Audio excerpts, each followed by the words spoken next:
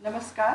राज्य हिंदी संस्थान उत्तर प्रदेश वाराणसी से मैं डॉक्टर प्रतिभा गोस्वामी, प्रकाशन प्रशिक्षण एवं शोध अधिकारी, डीएलएड प्रथम सेमेस्टर के संस्कृत भाषा के अंतर्गत आज हम 1 से 20 तक की संस्कृत संख्याओं का ज्ञान इस बिंदु पर चर्चा करेंगे। संस्कृत संख्याएं, संस्कृत संख्याओं के संबंध में कुछ विशेष बिंदु हैं, कुछ विशेष तथ्य हैं जिन्हें हम देखेंगे। संस्कृत में एक के रूप तीनों लिंगों तथा 7 विभक्तियों में केवल एक वचन में ही चलते हैं।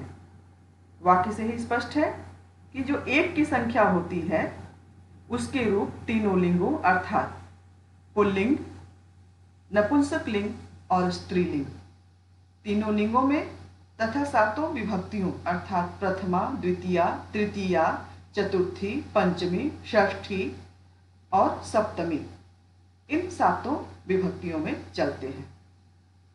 2 के रूप तीनों लिंगों में तथा 7 विभक्तियों में केवल द्विवचन में चलते हैं। आगे देखेंगे। 3 व 4 के रूप तीनों लिंगों तथा 7 विभक्तियों में बहुवचन में चलते हैं। 5 से लेकर 10 तक के रूप 7 विभक्तियों में बहुवचन में चलते हैं। अब यहाँ देखेंगे कि 5 से लेकर 10 तक की जो संस्कृत संख्या है उसका रूप तीनों लिंगों में नहीं बल्कि 7 विभक्तियों में बहुवचन में चलता है।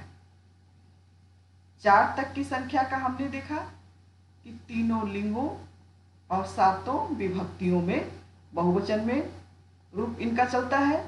2 का द्विवचन में था, 1 का तीनों लिंगों में एक वचन में ही था 7 विभक्तियों में। अब आगे देखेंगे। 11 से लेकर 18 तक के रूप बहुवचन में चलते हैं। यहां पर हम देखेंगे एक संस्कृत की जो एक संख्या है उसका रूप किस प्रकार चलता है। विभक्ति में देखिए, प्रथमा, द्वितीया, तृतीया, चतुर्थी, पंचमी और षष्ठी, ये 7 विभक्तियां हैं। अब प्रथमा में पुल्लिंग का रूप चलता है एकः, स्त्रीलिंग का रूप चलता है एका और नपुंसक लिंग का चलेगा एकम। अब यहाँ ध्यान देंगे, नपुंसक लिंग का प्रथमा विभक्ति का जो रूप है पुल्लिंग का द्वितीय विभक्ति का वही रूप है। द्वितीय विभक्ति का रूप देखेंगे एकम, एकाम, एकम। तृतीय विभक्ति एकेन, एकया, एकेन। अब यहाँ देखें, पुल्लिंग और नपुंसक लिंग के तृतीय विभक्ति के रूप में समानता है। यहाँ भी एकेन और नपुंसक लिंग में भी तृतीय विभक्ति का रूप एकेन है। चतुर्थी में भी यही स्थिति है। पुल्लिंग में एकस्मै, स्त्रीलिंग में एकस्यै और पुनः नपुंसक लिंग में एकस्मै। पंचमी विभक्ति, यहाँ भी पुल्लिंग और नपुंसक लिंग में जो रूप चल रहा है उसमें समानता है। स्त्रीलिंग का रूप थोड़ा परिवर्तित है। पुल्लिंग में पंचमी विभक्ति में रूप है एकस्मात् और स्त्रीलिंग में है एकस्याः और नपुंसक लिंग में एकस्मात्। षष्ठी विभक्ति एकस्य, एकस्याः, एकस्य। सप्तमी विभक्ति एकस्मिन्, एकस्याम्, एकस्मिन्। अधिकांश स्थानों पर इस रूप में देखेंगे, अधिकांश स्थानों पर पुल्लिंग और नपुंसक लिंग का रूप समान है। डीएलएड प्रशिक्षु जब छात्रों के बीच में संख्या पर बातचीत करेंगे, संख्या ज्ञान कराएंगे, तो वहां पर ये ध्यान रखेंगे कि जहां पे समानता है उन रूपों पर चर्चा करते हुए छात्रों के समक्ष स्पष्ट किया जाए कि ये रूप आसानी से कैसे याद कर सकते हैं। पुल्लिंग का द्विवचन, नपुंसक लिंग का द्विवचन, पुल्लिंग का तृतीया, चतुर्थी, पंचमी, षष्ठी और सप्तमी। केवल प्रथमा विभक्ति में थोड़ा अंतर है, यहाँ एका है और नपुंसक लिंग में एकम है। शेष द्वितीय से लेकर सप्तमी तक का रूप एक का नपुंसक लिंग और पुल्लिंग में एक समान ही चल रहा है। स्त्रीलिंग के रूप में थोड़ी भिन्नता है। आगे देखें। अब छात्रों के बीच में संख्या ज्ञान कराने के लिए हम क्या गतिविधि करा सकते हैं। छात्रों को संस्कृत संख्याओं का ज्ञान कराने के लिए पुल्लिंग, स्त्रीलिंग एवं नपुंसक लिंग के शब्दों के सातों विभक्तियों के शब्द रूप का फ्लैश कार्ड तैयार कर लिया जाए। पुल्लिंग, स्त्रीलिंग एवं नपुंसक लिंग शब्दों के सातों विभक्तियों के अंकों का भी फ्लैश कार्ड तैयार कर लिया जाए। दो तरह के फ्लैश कार्ड बनाएंगे। एक में तीनों लिंगों एवं सातों विभक्तियों के अंकों के शब्द रहेंगे और दूसरे में अंक होंगे। आगे गतिविधि में हम देखेंगे क्या करना है। छात्रों को समूह में कार्ड देकर उन्हें अंकों की विभक्ति को तीनों लिंगों के शब्दों का जोड़ा बनाने का अवसर दिया जाएगा। जैसे प्रथमा विभक्ति का जो फ्लैश कार्ड होगा पुल्लिंग का एकः। अब वहां से छात्र एक संस्कृत का कार्ड उठाएगा जिसमें संस्कृत अंक लिखा होगा एकः। दूसरा जिसमें अंक लिखा होगा हिंदी अंक एक। वो संख्या में भी हो सकता है और वो शब्दों में भी हो सकता है। इसका जोड़ा बनवाने से छात्रों को संस्कृत की संख्याओं को सीखने में सुविधा होगी। हिंदी में वो जान रहे हैं 1 2 3 4, अंकों में भी उन्हें पता ही है 1 2 3 4 5 6 7 8 9 10 कैसे लिखते हैं, उनको कैसे बोलते हैं, उच्चारण कैसे करते हैं। अब उसी के साथ हिंदी के साथ ही संस्कृत के अंकों का ज्ञान कराने से छात्रों को संस्कृत के अंक सीखने में सुविधा होगी। इसको हम एक प्रयोग के द्वारा देखें कि अगर हम एकः एक लिखते हैं तो उसका प्रयोग कैसे करेंगे। पुल्लिंग प्रथमा विभक्ति का शब्द होगा एकः, एक की संख्या के लिए, तो उसके साथ आगे जोड़ेंगे बालकः। बालकः शब्द भी पुल्लिंग प्रथमा विभक्ति का रूप है। स्त्रीलिंग का उदाहरण देखें। एका, स्त्रीलिंग में प्रथमा विभक्ति में एका, एक के लिए एका शब्द का प्रयोग किया जाता है। तो अब बालिका शब्द का रूप कैसे चलेगा। एका, इसके साथ बालिका, एका बालिका अर्थात एक बालिका। नपुंसक लिंग में देखेंगे एकम, अब यहाँ पे थोड़ा परिवर्तित है एकम, एकम अर्थात एक, एकम फलम, एक फल।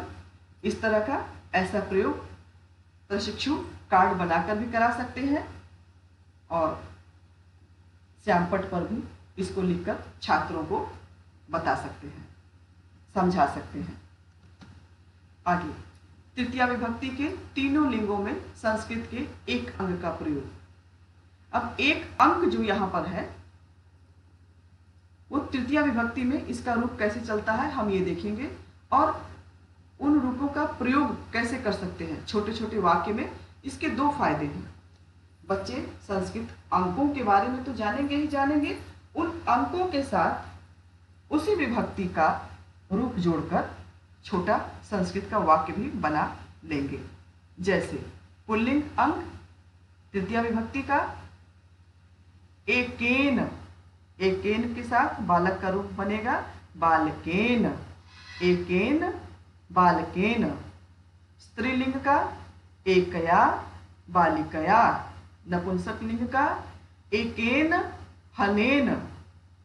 अब इसका अर्थ क्या होगा। एकेन बालकेन, एक बालक से, एकया बालिकया, एक लड़की से। इस तरह से यह ऐसा प्रयोग है, बहुत सरल। फ्लैश कार्ड बना के छात्रों को विभक्ति के अनुसार अंकों का फ्लैश कार्ड बना ले और कुछ शब्दों का, स्त्रीलिंग के शब्द ले लें, पुल्लिंग के शब्द ले लें और नपुंसक लिंग के शब्द ले लें और उसका जोड़ा छात्रों से बनवाएं। वाक्य का कार्ड बना लें। कार्ड इस तरह बनाएं कि एक कार्ड पर अंक हो तो दूसरे कार्ड पर उसी विभक्ति के शब्द हों और वो छात्रों से जुड़वाएं। यह कार्य प्रशिक्षु समूह में भी करा सकते हैं और छात्रों से व्यक्तिगत भी करा सकते हैं। आगे देखेंगे द्वितीय एवं चतुर्थी विभक्ति के तीनों लिंगों में संस्कृत के द्वि अंक का प्रयोग, 2 अंक जो होता है संस्कृत में, उसका प्रयोग कैसे करेंगे। तो सबसे पहले देखेंगे द्वितीय विभक्ति। पुल्लिंग अंक है द्वौ, तो द्वौ के साथ बालकौ। द्वितीय विभक्ति का रूप होगा 2 का, पुल्लिंग का द्वौ, तो बालक का द्वितीय विभक्ति का रूप बनेगा शब्द रूप बालकौ। स्त्रीलिंग का द्वे, बालिका का रूप बनेगा बालिके। नपुंसकलिंग का द्वे, तो द्वे के साथ हल का रूप बनेगा द्वितीय विभक्ति का हले।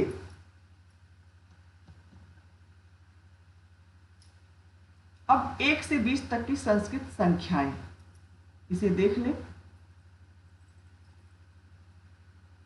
एकः, द्वौ, त्रयः, चत्वारः, पञ्च, षट्, सप्त, अष्ट, नौ, दश, एकादश, द्वादश, त्रयोदश, चतुर्दश, पंचदश, षोडश, सप्तदश, अष्टादश, नवदश और विंशति। ये 1 से 20 तक की संख्याएं हैं।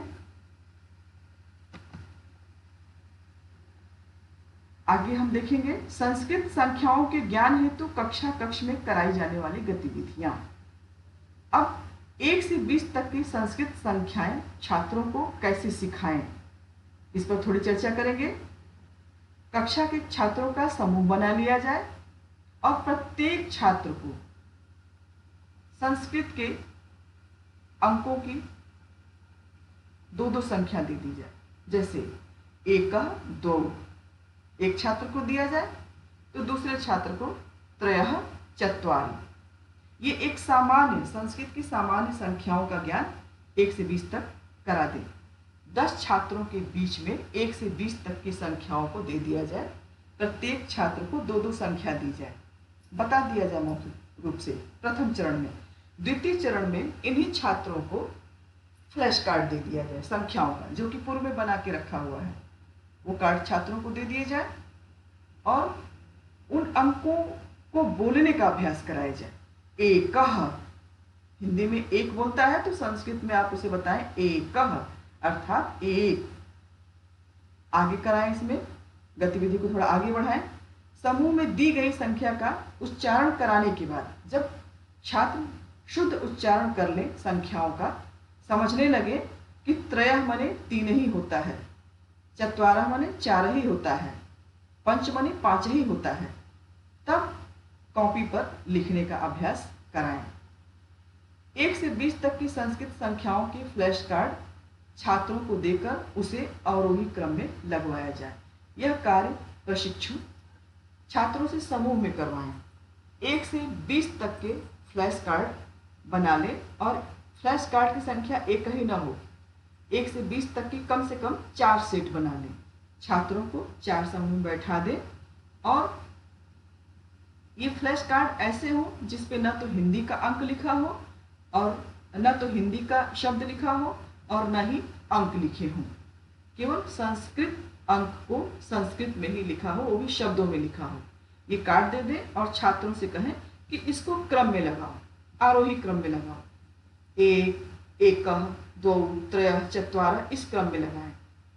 और जो समूह पहले 1 से 20 तक के कार्ड को सही क्रम में लगा ले, उसको प्रोत्साहन के लिए उसके लिए ताली बजवाई जाए, कक्षा में उनकी प्रशंसा की जाए, उनके कार्य को अन्य छात्रों को दिखाया और सुनाया जाए, जिससे कक्षा के दूसरे छात्र भी प्रोत्साहित हों।